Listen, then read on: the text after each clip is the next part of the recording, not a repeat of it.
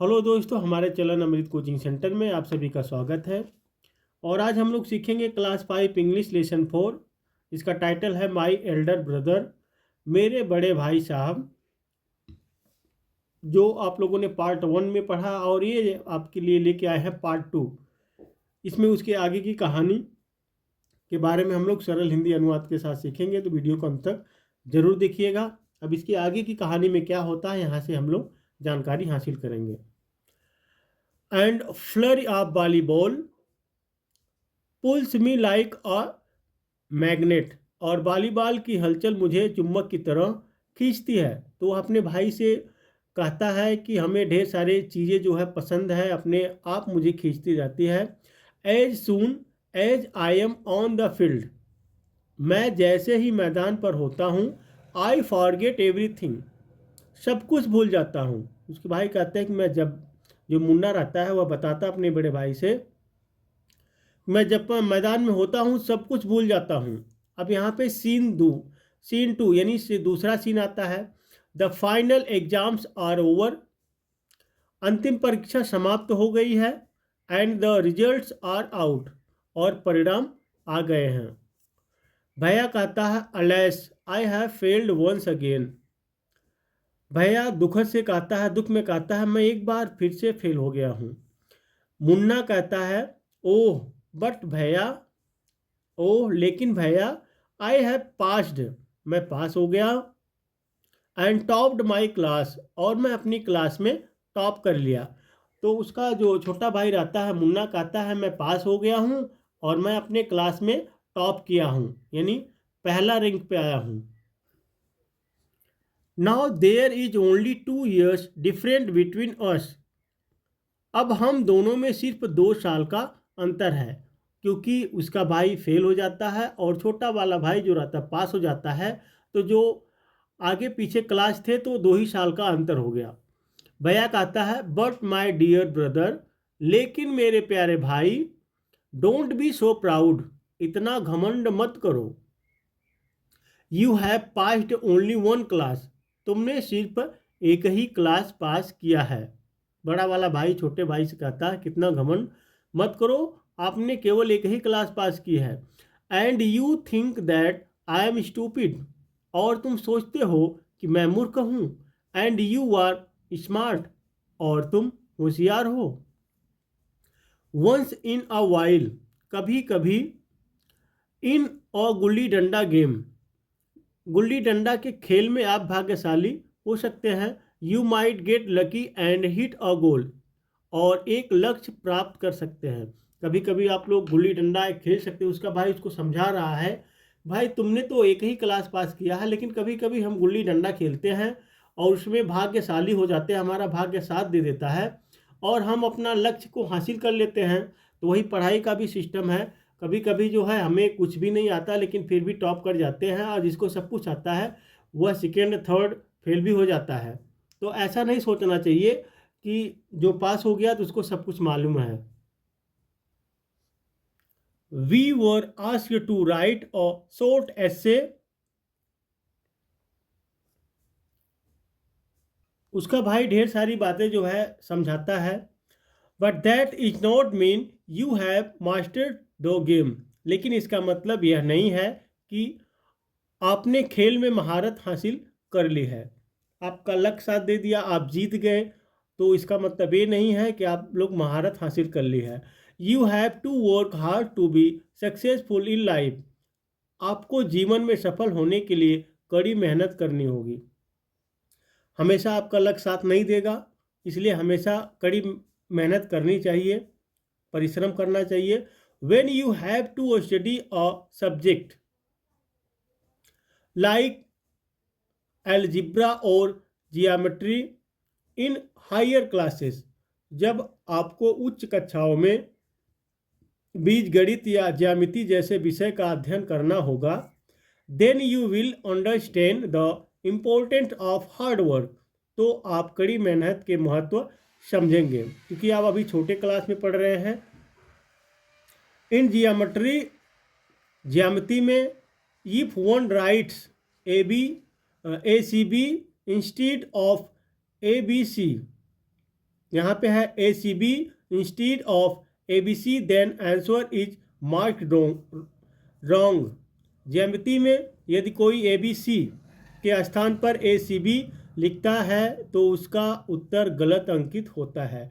तो इस तरीके से अभी आप छोटे क्लास में पढ़ रहे हैं, आप पास होते चले जाएंगे, लेकिन जब आगे आप लोग बड़े बड़े क्लास में, उच्च क्लास में पढ़ेंगे तो आपको कड़ी मेहनत की ज़रूरत पड़ेगी। इसलिए आपको अभी से ही मेहनत करनी चाहिए। The examiners will not fair you, परीक्षार्थी आपको नहीं बख्शेंगे, क्योंकि आपने ABC की जगह ACB लिख दिया है, तो आपको परीक्षा जो जांच करते हैं वो आपको बख्शेंगे नहीं, रॉन्ग बना देंगे, गलत बना देंगे। They want you to learn word by word from the text book, वे चाहते हैं कि आप पाठ्य पुस्तकों को से शब्द दर शब्द सीखें। आप लोग इंग्लिश किताब पढ़ते हैं तो सब कुछ सबको पढ़ना आना चाहिए, ऐसा नहीं है कि बस ऐसे ही पढ़ते रहो, आता ही नहीं हो। जिस तरीके से सब पढ़ा रहे हैं उस तरीके से आपको यहाँ पे हिंदी नहीं लिखा मिलेगा, आपको पूरा इंग्लिश पढ़कर ही अनुवाद करना पड़ेगा। तो ये आप लोग को एक बहुत ही अच्छी सुविधा मिल रही है, इसका उपयोग करके आप आगे बढ़ सकते हैं। मुन्ना कहता है, ओ भाई साहब दिस इज स्केरी, अरे भाई साहब यह डरावना है। I don't think I want to go to the 9th class now, मुझे नहीं लगता है कि मैं अब 9वीं कक्षा में जाना चाहता हूँ। But I will still complete my day's homework so that I get no punishment in class, लेकिन मैं अभी भी अपने दिन का गृह कार्य पूरा करूँगा ताकि मुझे कक्षा में कोई सज़ा ना मिले। भैया कहता है, जस्ट टुडे, आज ही के दिन।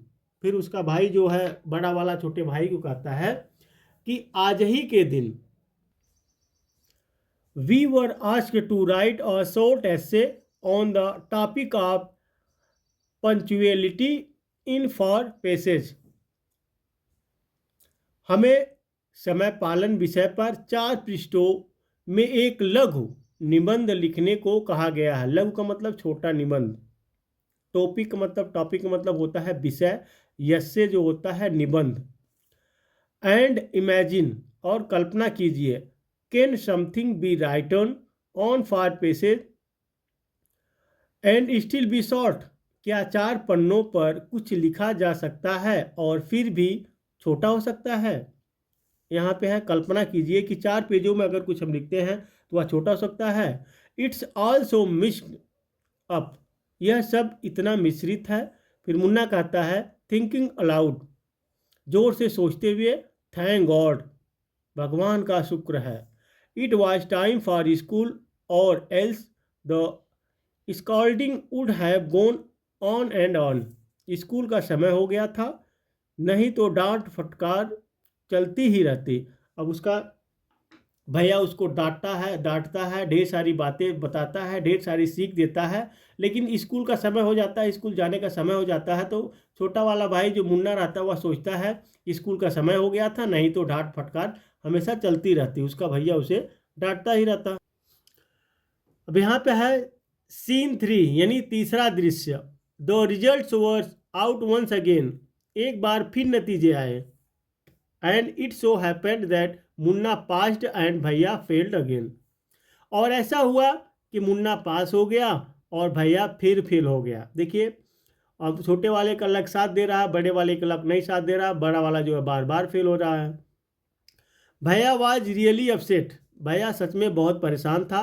Munna was also sad seeing his brother so unhappy, Munna भी अपने भाई को इतना दुखी देखकर दुखी हुआ।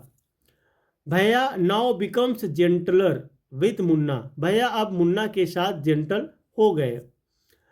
Munna became naughtier because of this and studies even less than before, इससे मुन्ना नटखट हो गया और पहले से भी कम पढ़ने लगा। Talking allowed, I am lucky, जोर से बोलते हुए, मैं भाग्यशाली हूँ। अब जो है मुन्ना घूमता रहा, कम पढ़ता रहा, खेलता रहा, लेकिन वह पास होता गया, और उसका भाई कड़ी परिश्रम करता था, कड़ी मेहनत करता था, लेकिन वह फेल होते गया। यह सब देखकर जो है मुन्ना अब और कम पढ़ने लगा और अपने भैया से बोलने लगा, हो मैं भाग्यशाली हूँ, मैं पास हो गया हूँ। ये सब बातें दोनों में हो रही थी। आई कैन पास ईजिली, मैं आसानी से पास हो सकता हूँ। I need not study so hard, मुझे इतनी मेहनत से पढ़ाई करने की ज़रूरत नहीं है। Now I can play games with my friends and fly kites, अब मैं अपने दोस्तों के साथ गेम खेल सकता हूँ और पतंग उड़ा सकता हूँ। ये सब मुन्ना जो है बोल रहा है कि मैं तो आसानी से पास हो सकता हूँ, मुझे इतनी मेहनत करने की ज़रूरत नहीं है, मैं अब अपने दोस्तों के साथ खेल खेल सकता हूँ और पतंग उड़ा सकता हूँ। But I should still be careful that भैया does not see me flying kites, लेकिन मुझे अभी भी सावधान रहना चाहिए कि भैया मुझे पतंग उड़ाते हुए ना देखे। मुन्ना अपने आप से कह रहा है, अपने मन में सोच रहा है। One day a kite is flying slowly downwards, एक दिन पतंग धीरे धीरे नीचे की ओर उड़ रही है।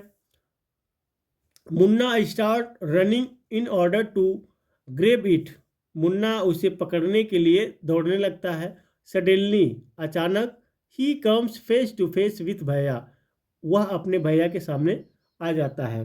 तो मुन्ना जो है पास हो जाता है, तो वह अपने मन में यही सब सोचने लगता है कि मैं तो आसानी से पास हो जाता हूँ, मुझे कड़ी परिश्रम करने की ज़रूरत नहीं है, अब मैं अपने दोस्तों के साथ खेल सकता हूँ, पतंग उड़ा सकता हूँ। लेकिन मुझे एक चीज़ का ध्यान देना चाहिए कि पतंग उड़ाते समय मुझे भैया ना देखें। तो एक दिन की घटना होती है, वह पतंग उड़ाता है, उड़ रही थी ऊपर लेकिन नीचे गिर रही थी, तो वह पतंग पकड़ने के लिए वह दौड़ने लगता है, लेकिन उसका भैया अचानक उसके सामने आ जाते हैं। फिर भैया कहता है यहाँ पे, catching hold of Munna's hand, Munna का हाथ पकड़कर, भैया जो रहता है उसका बड़ा भाई, मुन्ना का हाथ पकड़ते हुए, aren't you ashamed to be playing kites all day long, क्या तुम्हें दिन भर पतंग खेलते हुए या उड़ाते हुए शर्म नहीं आती है? Don't you realise that now you are in the 8th class, क्या आपको नहीं पता कि अब आप 8वीं कक्षा में हैं? अब उसका भैया जब पकड़ लेता है, ये सारी बातें उसको सुनाने लगता है, डांटने लगता है। And are not studying in over class, lower class, और निचली कक्षा में नहीं पढ़ रहे हो। If you think that I am just 1 class ahead of you, अगर आपको लगता है कि मैं आपसे सिर्फ एक वर्ग आगे हूँ, and I can't say anything, you are wrong, और मैं कुछ नहीं कह सकता तो आप गलत हैं।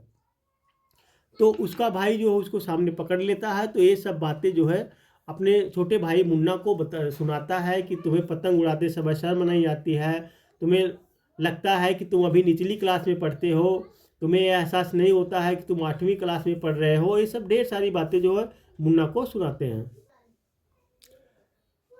I am 5 years older than you are, मैं तुमसे 5 साल बड़ा हूँ। एंड विल ऑलवेज बी, और हमेशा रहूँगा। मैं तुमसे 5 साल बड़ा हूँ तो हमेशा ही रहूँगा, छोटा नहीं बन जाऊँगा, चाहे तुम कितना भी तेज पढ़ो या आगे बढ़ो। Understanding don't come only from reading books, समझ सिर्फ किताबें पढ़ने से नहीं आती। Look at maa and baba, माँ और बाबा को देखो। Maa has never gone to school, माँ कभी स्कूल नहीं गई। And baba has only passed 5th class, और बाबा ने सिर्फ 5वीं क्लास पास की है। ये सब बातें जो है मुन्ना को उसका बड़ा भैया सुनाता है, बताता है कि किताबें पढ़ने से ही ज्ञान नहीं प्राप्त होता है। माँ को देखिए कभी स्कूल नहीं गई हैं, और बाबा खाली 5वीं पास हुए हैं। फिर मुन्ना कहता है, रियली भैया, इज दैट ट्रू, सच में भैया, क्या यह सच है? भैया कहता है, यस, हाँ, there are 1000 things that they know more than you और मी, हाँ, 1000 चीज़ें हैं जो वे आपसे या मुझसे ज़्यादा जानते हैं। वे लोग बहुत कम पढ़े हैं, लेकिन फिर भी वे लोग इतना जानते हैं, हमसे 1000 चीज़ों के बारे में जानते हैं जो हम लोग अभी नहीं जानते हैं बिना पढ़े हुए। And even if we have studied the wisdom of the whole world, और भले ही हमने सारी दुनिया के ज्ञान का अध्ययन किया हो, maa and baba will always have the right to explain to us and correct us, और बाबा को हमेशा हमें समझाने और हमें सही करने का अधिकार होगा, क्योंकि हम चाहे बेशक भी कितना भी पढ़ लिख ले, कितना भी ज्ञान हो, लेकिन जो हमारे पेरेंट्स रहते हैं, माँ बाप रहते हैं, वो हमेशा सिखाते ही रहेंगे। हमको सीख लेनी चाहिए। ऐसा नहीं कि हमें ज्ञान हो गया है तो उनको भूल जाए। वो हमेशा बड़े हैं, उनका आदर सम्मान करना ही चाहिए। Now what would you do if I were to fall sick today. फिर अब अगर मैं आज बीमार पड़ जाऊं, तुम क्या करोगे। मुन्ना कहता, आई डोंट नो भैया, पता नहीं भैया। I would tell baba and he would rush to the hostel. मैं बाबा को बता देता और वह दौड़कर हॉस्टल चले जाते। फिर भैया कहता है, ah, I had expected this answer. मुझे इस जवाब की उम्मीद थी। नाउ बाबा वुड नॉट गेट अपसेट। अब बाबा नाराज नहीं होंगे।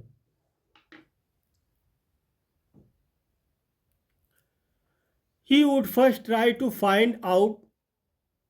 वह पहले यह पता लगाने की कोशिश करेगा was what was wrong and then he would call a doctor. कि क्या गलत था और फिर वह डॉक्टर को बुलाएंगे। अब देखिए यहाँ पे कह रहे हैं कि पहले तो बाबा को अगर बुलाएंगे तो पहले तो ये पता लगाएंगे कि क्या गलत हुआ था, तो उसके बाद ही डॉक्टर को बुलाएंगे। बाबा would know exactly what to do. बाबा को ठीक ठीक पता होगा कि क्या करना है। They have more experience than us.